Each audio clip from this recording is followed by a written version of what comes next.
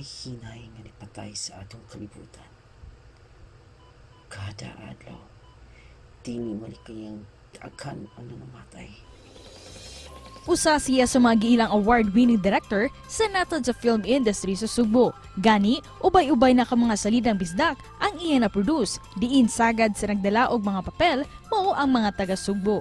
Siya si Direk Bee, ang bantugang direktor nga taga Talisay City, Cebu.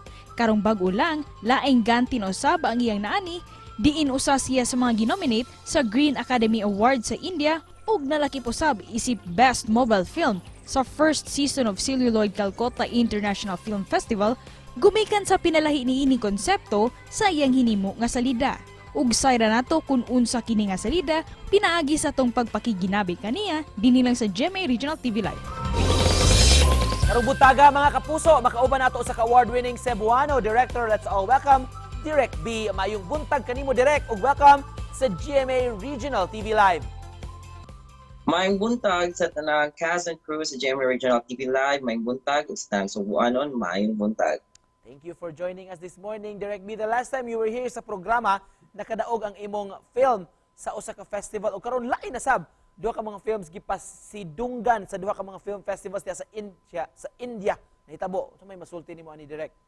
Of course, overwhelmed kayo po happy. It's because for this particular festival, dili ra ba yun, kita ka ang entry, daghan dyan siya nga entry. So, proud ta as Sugbuanong nga nakapa-represent na putag another banggiitan nga film sa international film industry. O thankful ko og napaganit tay isa ka umaabot nga film festpod, which is dako-dako pod siya kay supported siya by the government of India, pero sa sunod na lang na. Pero thankful kayo po. Yes, Direk, unsa man ni nga salida all about damgo? What makes this film unique among other films nga imong gi-produce?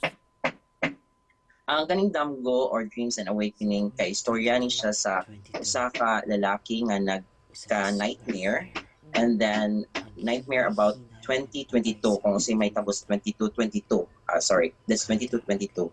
So ang iyang nightmare dito was actually not good. So pag mata niya, at least na realize niya nga it was a dream. Dito niya gikuha ang nightmare, gikuha niya as inspiration to make a change today. What makes it unique, it's because 99% sa film, ako ra ang ga-shoot, ako ang gadala, ako ang director, cinematographer, editor, tanan. Then, first time na ako nga nigamit ko og green screen, and aside from that, ang approach nako sa film is futuristic. Sa tan-aw nimo Direk nga hinungdan rason nganong napili usa sa napilian ni imong film sa maong body. Para na ako napilian ni siya, it's because sa iyang talagsaon nga concept o ang iha pong ang theme pod nga pasok sa festival, which is more on environment man siya o kanang conservation o gusto na ito pag-preserve sa ato ang Mother Earth, nga naman ang concept sa film. So I think akma sa theme, mamagid na usually kung ato festival dapat feature siya sa theme, and then kung unsa pod ang imong apilan nga festival, dapat mo match jud ang imong film nga apilan. Either ang category is based sa gadgets nga mo gigamit, mao to nga nakadaog sa Calcutta Film Festival or Celluloid Calcutta Film Festival, because it's akong gigamit ani is mobile phone ra gyud siya. Wala gyud siya camera nga ina-involve or kanang high-end nga gadgets. Ako ra jud cellphone.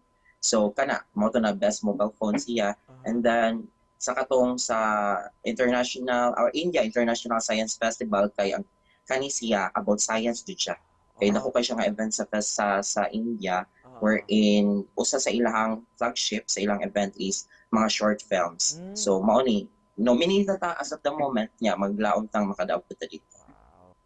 Direk Bee, doon sa kay bay plano nga ipa-appeal ni sa mga lain-laing national film festivals? Ang budget pod ani nga film is wala man gitoy budget ani, at kanang mga pliti-pliti lang siguro og sa kaon ni ana lang jud siguro, pero wala gyud siya gi-sponsored. So dili sa kumuguan nang ipa-finance ni, but if na adyo willing anong dili gud taon asa pa tana maka kwarta ta, di ba? So kanang ana lang kanang basta ako is open jud ko sa opportunity if na ay mo invite na to duwaton jud na to, basta kaya lang o kana makamit lang sad ko sa ilang required. And then ingana kung si daganan sa film, kung ingato na mo offer, mas maayo. Wow. Mas maayo.